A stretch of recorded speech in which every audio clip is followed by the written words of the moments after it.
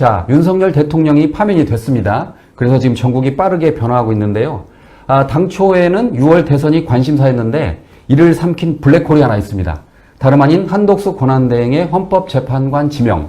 그것도 윤석열 전 대통령의 대학 동기이자 내란 공범으로 피의자 조사를 받은 이완규 법제처장입니다. 자, 이번 사태 어떻게 보십니까, 의원님? 진짜 심각하죠. 이 내란 세력의 뿌리가 얼마나 깊은지 이 사람들 절대 포기하지 않았다. 그런 걸 보여주는 거이기도 하고, 지금 이완규라는 사람이 워낙 황당한 이제 내란 공범의 하나니까 더 부각되고 있을 뿐이지, 나머지 한 사람 무슨 함상훈이라는 사람도 거기도 뭐 이렇게 떳떳하게 임명받아서 뭐 할 만한 그런 수준의 사람은 아닙니다. 그러니까 어차피 둘 다 그 위헌적인 권한 행사에 해당하는 거라서 애초에 임명 자체가 이제 효력이 없는 거고, 그거는 한덕수 본인의 입으로도 국민들 앞에 얘기를 한 바가 있고, 다들 기억하시겠지만 3명의 헌법재판관을 임명하지 않았다는 이유로 탄핵소추가 됐잖아요. 한덕수가. 그때 이제 왜 임명 안 하는지에 대한 자기 입장을 밝히면서 대통령 권한대행은 헌법기관 구성에 관여하는 등의 적극적인 권한 행사를 하면 안 된다고 알고 있다라고 얘기를 했단 말이에요. 근데 사실은 그거는 거기다 갖다 붙일 수 있는 말은 아니었거든요. 국회가 다 선출하고 결정했는데 형식적인 임명 권한만 가진 사람이 그거를 자기가 실질적인 권한 행사를 하면 안 되는 것라고 우기면서 이제 그거를 호도를 한 건데, 이번에야말로 본인이 지명하고 본인이 임명할 수 있다고 지금 우기는 거니까 실질적인 권한 행사를 해버리는 거거든요.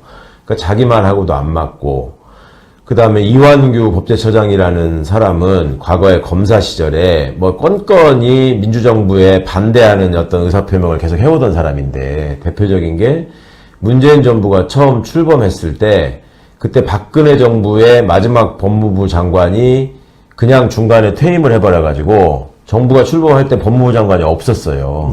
그리고 그 법무부 장관을 지명을 해서 청문회가 진행되고 있는데, 그때 안경환 후보자가 뭐 아들 문제, 무슨 뭐 예전 문제 뭐 이런 걸로 보수 언론에 집중 공격을 받고 이제 중간에 사퇴를 하셨단 말이에요. 그래서 장관이 없는 상태에서 차관이 장관 권한대행으로 검사 임명안을 제청을 합니다, 대통령한테. 그래서 임명권자인 대통령이 검찰 인사를 하거든요. 그러니까 당시에 이완규 검사가 검찰 내 내부 게시판에다가 권한대행자가 인사 절차에 관여하면 안 된다라고 직접 글을 올렸던 당사자예요. 그러니까 본인이? 본인이. 그러니까 그렇게 한 입으로 두 말하는 사람들끼리 지금 벌어진 일이기 때문에 이거는 애초에 헌법적으로도 말이 안 되고, 논리적으로도 말이 안 되고, 인간적으로도 말이 안 되고, 그 역사적으로도 지금 이 상황에서 또 이런 식의 분탕질을 한다는 게, 마은혁 재판관을 임명하는 척 하면서 또 이런 짓을 또 했잖아요. 굉장히 심각한 지금 헌법 위반 사태가 또 벌어지고 있는 겁니다. 네.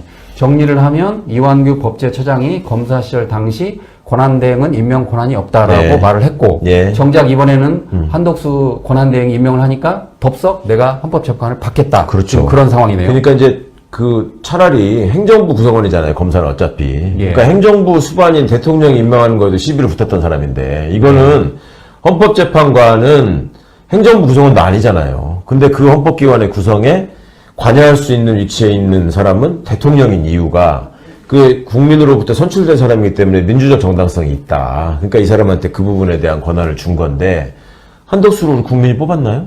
내란 우두머리가 임명한 사람 아니에요. 그 내란 우두머리가 파면된 거 아니에요. 근데 그 상황에서 자기가 자동으로 직을 상실 당하거나 아니면 사퇴를 해도 모자랄 사람이 다음 대통령의 권한을 지금 탈취해가지고 행사한 셈이거든요. 그러니까 이거는 심각한 문제일 수밖에 없는 거죠.